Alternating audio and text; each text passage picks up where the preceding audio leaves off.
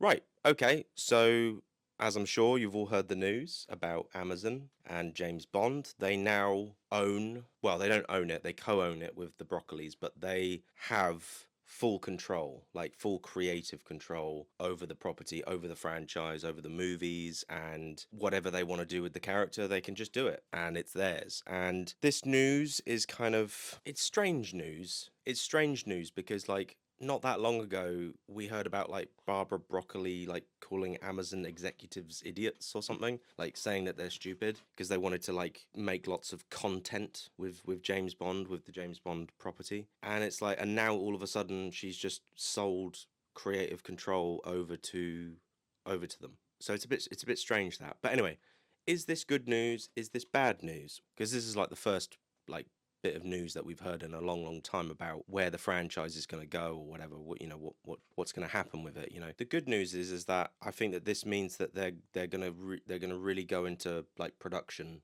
on the next movie, and wheels are going to be set in motion and things are actually going to get done, and hopefully that they're more consistent, that hopefully there's more of a 2 year gap instead of a 6 year gap or a 4 year gap or a 5 year gap, like hopefully, like, there's one every 2 years and it's more consistent. I just hope they get Henry Cavill to be James Bond. I hope he does become James Bond. But I mean, Aaron Taylor Johnson could be Bond, perhaps. I don't know. One of the two would be fine. But Henry Cavill, yeah, he would be the best. I've mentioned that before in other videos that I think he should be James Bond. So I won't reiterate that. Anyway, what's the bad news? What is the bad news of this? Well, Amazon basically are a streaming service. They're a company that, they want to make content. They want to make TV shows, movies, all sorts of things. They don't just want to make a movie every couple of years, and they're no different. They're no different from like Disney Plus. They want to take a property and they want to just sort of say, right, here you go, milk it, milk it, milk it, milk it. They're going to milk it dry. Do we really want an M spin-off, a Q spin-off, and Moneypenny spin-off? I don't think we need all of that. I think that's ridiculous. Although what I would say, I would be open to like a TV series that is like about the MI6, as long as they get the main movies right, like as long as they get like the main, Bond 26, Bond 27, 28, 29, 30, 31, as long as they get those movies right with Henry Cavill as James Bond, and they're fun and action packed and exciting, and we get one of them every 2 years, then okay, that's fine. They could do a TV series that is just all about the other double O agents, that they bring back M, Q, and Moneypenny from the movies. Not necessarily Ralph Fiennes and all of those actors, but whoever's playing M and Moneypenny and whatever, you have them in the TV show, and you have all the other double O agents. So you have 006, you have 001, 2, 3, 4, 5, you have 008 and 9, and as well, I mean, I would rather they just kept with just making a movie every now and then, but obviously, like, they want to make content, they want to make shows and spin-offs and whatnot, they're going to do it anyway. So, and obviously they want to be diverse, and they want to have different actors and different skin colors and whatnot playing the character, playing different characters in the universe. As I say, as long as they get the main films right, then I'm happy for them to do then a TV series that spins off, and you can get like Idris Elba to play 006, or if they're really hell bent on getting a female 00 agent, then yeah, then you can get somebody to play, you can get a black female woman to play 005 or whatever, and then there you go. You've got your diversity, and you've got your inclusion and all that sort of stuff in that. I think James Bond, like 007, should always be a white guy. And I know that's probably, people are going to say, "Oh, you and you're racist," but like, I'm not a racist. I'm not a racist, because I would say, if they were going to go down the path of a black James Bond, I would say like get somebody like Chiwetel Ejiofor. He would probably be like the best choice, just because he's got quite a good, well-spoken, posh sort of voice, and he looks good. He looks right for the part. But I would rather them just sort of stick with like making James Bond a white guy, and just keep him as British and a man, and just keep him the way he should be. Because I feel like that's just the essence of the character. The same way that Black Panther is a black guy from Africa. Like that's just how it is, you know.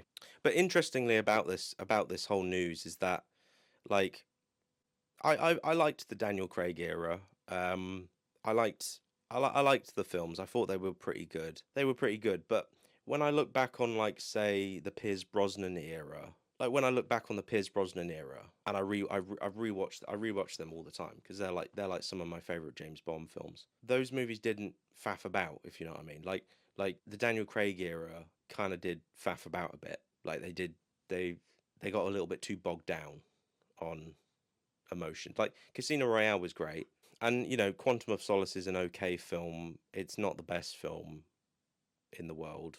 It's got lots of problems with it, but it you know Skyfall was good. Spectre I like. No Time to Die I like, but I like all of his films, but like the Pierce Brosnan films were just kind of like more like they didn't muck about, you know, they didn't faff about. They were like here's James Bond, here's his gadgets, off you go, enjoy the film, you know. And again I respect that they tried to make James Bond more emotional and they tried to give him a little bit more heart, a little bit more soul. You know, they tried to make him a little bit more human. The bit in Casino Royale where Vesper's in the shower and he comes in and joins her, like that's a nice little bit, and he turns on the tap to make it warmer. Like, that's a good little bit. But hopefully, maybe we can get more James Bond films that are just sort of like less faffing about and a little bit more, as I say, consistent. Like the Daniel Craig era, it was great, but like it just, it was all very well shot. Like some of the best looking movies I've ever seen. Like Roger Deakins was the DP, I think, on Skyfall, and it looks amazing. But yeah, hopefully they can make more fun, more sort of fun movies and just sort of you know not faff about. But anyway, I'm going to talk about something now that no one is talking about. It's like why did Barbara Broccoli, being, because this is like her father's legacy, this is her father's company that he built, and it's like, well, why are you selling it? Why are you selling off the rights to the legacy? Obviously, Amazon made her an offer that she couldn't refuse. $1 billion, to be exact. And it's like, yeah, okay, $1 billion sounds great. With that, she could produce a whole bunch of other films, like a whole bunch of independent films, or just other films. Like, it doesn't have to be, she could do some real big blockbuster movies. I think she's trying to do an Othello movie with Daniel Craig. I think not him playing Othello, but he wants to be in it. Anyway, I think she wants to do that. She wants to do her own thing, which is absolutely fair. It's absolutely fine. But I have a theory. I have a theory. I have a theory. Like, obviously, Amazon made her an offer of 1 billion. Obviously, with wanting to do other things, other projects. Michael G. Wilson, I think, is retiring. Like, he's 83 or something, so he needs to retire. He needs to just chill. Go play golf. But what people aren't really talking about, which is something I'm going to really get heavily into right now, probably going to waffle on a little bit. James Bond, I did a little bit of research. Apparently, James Bond, in about 10 years' time from now, because we're in 2025, in 2035, James Bond, or at least the first book, Casino Royale, enters the public domain. So that means the character of James Bond will be free to use by everybody. Anybody could use it. Anybody could make a James Bond movie, or anybody could make a Casino Royale movie, or just take the character from that story and make their own little James Bond film if they wanted to, or like other studios like Netflix, Paramount, Warner Brothers, they can just go ahead and make their own James Bond films. They don't have to ask permission. In fact, Disney, who own Marvel and Star Wars, they could always take the character of James Bond and put James Bond in Marvel and make James Bond a character in a Marvel movie if they really wanted to. And actually, as well, like along with James Bond, like in 10 years' time as well, I think Batman becomes public domain as well. Like the first comic book goes into the public domain, so therefore you could make a Batman versus James Bond movie, or you could have Batman and James Bond teaming up to fight Dracula, with Van Helsing and Dr. Jekyll and Dorian Gray and Sherlock Holmes could be in it. It's like It's like, you know, everyone will be able to use the character of James Bond. And I think that Barbara basically, you know, I think that she probably thinks they've offered me 1 billion. In 10 years' time from now, they don't have to pay me 1 billion. They won't ever be able to pay me 1 billion ever. That money will not be on the table. It's on the table now. It's on the table now. But in 10 years' time from now, when Netflix are making a James Bond film, when Disney is making a James Bond film, or Warner Brothers is making a James Bond film, no one's going to pay me 1 billion for that. And you know, Amazon can still continue to make James Bond films, and they can still obviously they'll feel a little bit more official, because they'll obviously be able to use the music, and they'll be able to, you know, make a profit off the films that already exist, and make money off of all the songs and anything that was invented in the films. That's They own that. That's theirs. So, you know, like the gun barrel sequence, you know, anything there, you know, and especially obviously the music. So, you know, for example, I'll give you a good example. Back in the 80s, there was a film made called Never Say Never Again, which brought back Sean Connery. And I remember watching it, and it started off, and I was completely confused. I was just like, oh, a James Bond film I haven't seen. You know, I remember watching it when I was a little kid, and it started off without the gun barrel scene, and I was just like, what the hell is going on here? What is happening here? And I thought, something feels off here. This doesn't feel right. This doesn't feel like a James Bond film. And yeah, when I grew up, I obviously did my research and found out that apparently there was like some sort of dispute, some sort of legal thing surrounding Thunderball. I can't remember his name, but I think it was McClory or whatever. Anyway, he basically had the rights to remake Thunderball. So he remade Thunderball, and he brought back Sean Connery to come in and play James Bond again, but in an unofficial James Bond film, which is interesting. So we're going to get a lot of films like that in 10 years' time from now.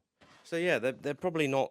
They're probably not. You know, like, you're trying to make them out to be like this lovely, you know, protector of the franchise, but are they really? I mean, you know, killing off James Bond, you know, is debatable, really, whether that was the right choice, whether that was the right choice to do that or not. And you know, I kind of I'm of two minds on that one, because the thing is that, like, okay, if that's the final James Bond film, then fair enough, kill off the character, end it, say that that's it, no more James Bond, he's finished. But if you're going to just kill him off in one film and then just say, oh, yeah, we're going to recast him and reboot the franchise in the next film, then I just think that that's a bit ridiculous, to be honest with you. And yeah, so just to summarize, just to sort of end this video, because it's probably gone on way, way, way, way, way too long. And, you know, I waffle on a bit.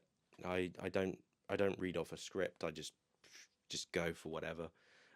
You just blah blah blah. But just the point is like, I've seen a lot of videos online of people talking about this and stuff, and it's like, we're all just sort of talking about some corporations owning properties and making money off of it, and it's sort of like, look, just you know, if you love the James Bond franchise, there's 25 movies that have been made that you can go back and you can watch. 26 technically if you count Never Say Never Again. And there's books, and there's video games, and there's all that. You know, you can go back and play GoldenEye, which is the best video game ever. But yeah, anyway, just to sort of summarize, you know, like, I think that this is both kind of good news and bad news, but really, like, you know, Amazon, they are gonna milk this dry. They're gonna just like make all sorts of things, you know. I'm okay with it, as long as they get the main movies right. You know, Bond 26, 7, 27, 28, you know, as long as they get all of that right, I'll be okay with it. But I don't think we need any, like, you know, we don't need like a Felix Leiter movie, or, you know, or a Spectre movie, or a Blofeld movie, or whatever. You know, we don't need that. We just need James Bond to just they just need to just make a James Bond movie every couple of years and make sure that it's a good actor. Henry Cavill is the best choice by far. And you know, for 10 years, this is how it's going to be. For 10 years, we're going to have Amazon making Bond films, milking it dry, and then after that, for 10 years, you know, 2035, it's open season. Everyone Everyone can make a James Bond film. I will make a James Bond film. I will play James Bond. I'll play Batman and James Bond and Sherlock Holmes and Dracula. And yeah, I'll be able to do it. I love the public domain.